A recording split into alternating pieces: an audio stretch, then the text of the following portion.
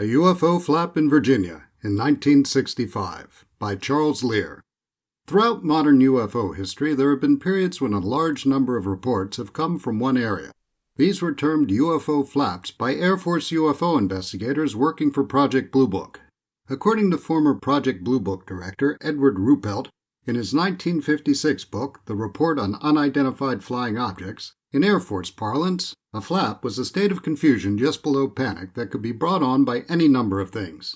This week, we'll look at a 1965 flap in the Virginia area that involved reported EM effects, creatures, and armed citizens ready to defend the planet. Newspaper clippings and comments by investigators about the events can be found at the UFO History Group website. The flap actually began in 1964, with the December 21st sighting by Harrisburg, Virginia gunsmith Horace Burns. According to the report, he was driving on Route 250 near Fishersville when he saw a huge metallic object in the sky coming from the north.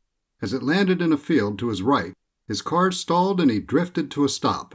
Burns described the object as shaped like a beehive, 125 feet in diameter and 80 feet tall. He observed it as it rested for 60 to 90 seconds and then rose up and flew away to the northeast. He was able to restart his car and drive home. Burns contacted the UFO Investigators Club at Eastern Mennonite College. Club president Ernest Gemin, who was a professor at the college and a member of the National Investigations Committee on Aerial Phenomena, checked the area with a Geiger counter and claimed to have found heavy radioactivity.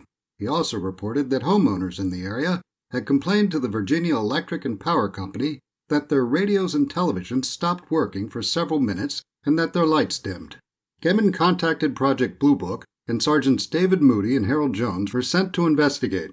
They arrived on January 12, 1965, interviewed Burns, and the written report states that he exhibited no indications of suffering from mental disorders. They also reported that there was no trace of radiation at the site. Within a month, the local papers were reporting that many area residents had claimed to have had sightings. A January 18, 1965 article headlined, "Flying Saucer Reports, to Believe or Not to Believe," reports that all books on UFOs had been checked out of both the Staunton and Waynesboro public libraries, and that there is a long waiting list for them. In an article headlined, "Air Force Denies Reports of UFO Sighting in the State," in a January 21, 1965 Newport News Times-Herald, reporter Virginia Biggins wrote that a Pentagon spokesperson stated that they had no records of any report in the area. The article then goes on to describe several sightings in the Air Force investigation of Burns' sighting. Another case of cars stalling during a UFO sighting was described in an article titled "UFOs Back at Full Tilt" in the January 25, 1965 Times-Herald. Two men in separate cars driving near Williamsburg reported seeing an aluminum-colored object shaped like an upside-down ice cream cone 75 feet above the ground. According to them, their car engine stopped when the object was in sight and restarted as soon as it left. A dramatic encounter that was investigated by NICAP and described in books was reported to have occurred on January 19, 1965. According to an account on the NICAP website, William Blackburn was chopping wood for some archers in the Augusta County Archery Club near Brands Flats, Virginia, when he spotted two objects in the sky. The smaller of the two objects descended and landed about 18 yards from the witness.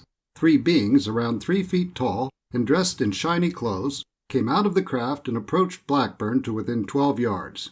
According to him, their eyes seemed to look through you. Blackburn was frozen in fright, holding his double-edged axe, when the beings made some sounds that were unintelligible. They then returned to the craft, and the craft rose up and disappeared. NICAP investigator Richard Hall went to interview Blackburn after his account appeared in the local press. In an article headlined, "UFO Spotter Held Silenced," in the February 4, 1965 Richmond Times-Dispatch, Hall is quoted as saying that Blackburn had been instructed explicitly not to say anything, and it was suggested strongly that some federal authority had told him this. There was another humanoid sighting in the form of a small green man, reported by three boys on January 26, 1965. According to an Associated Press article in the January 29th Washington, D.C. Evening Star headlined, "It's Closed Season on the Little Green Men," Augusta County Sheriff John E. Kent received complaints that area residents were arming themselves and going out to hunt the creature down. Kent told the reporter that the situation had gotten out of hand and that it was now dangerous to county residents.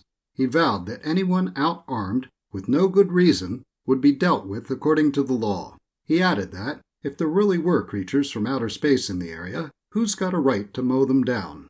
The article ends with the news that a local resident had come forward and admitted that he was attempting to play a joke on a neighbor and that he was, in fact, the little green man.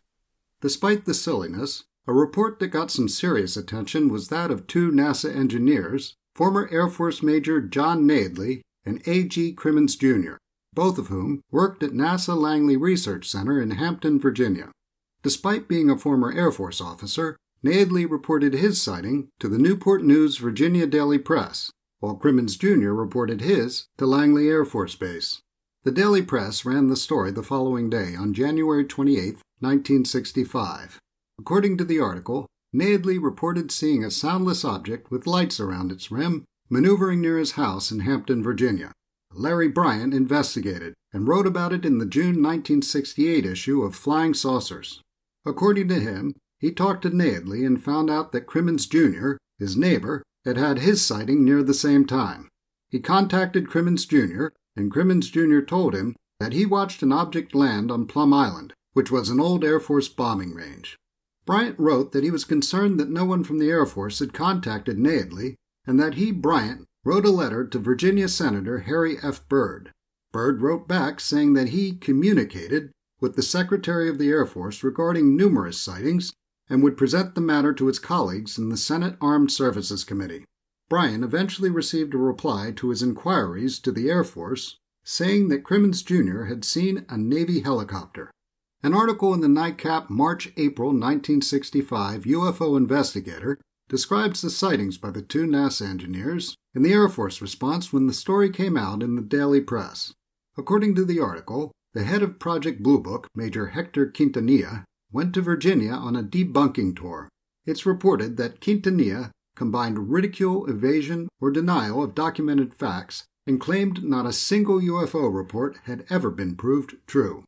It seems the Air Force did their best to downplay the Virginia sightings, and perhaps that's why this flap is somewhat forgotten. The very next year, thanks to a remark by Blue Book scientific consultant J. Allen Hynek that some sightings during a flap in Michigan might have been of swamp gas, the Air Force would be dragged into Congress and asked to explain themselves.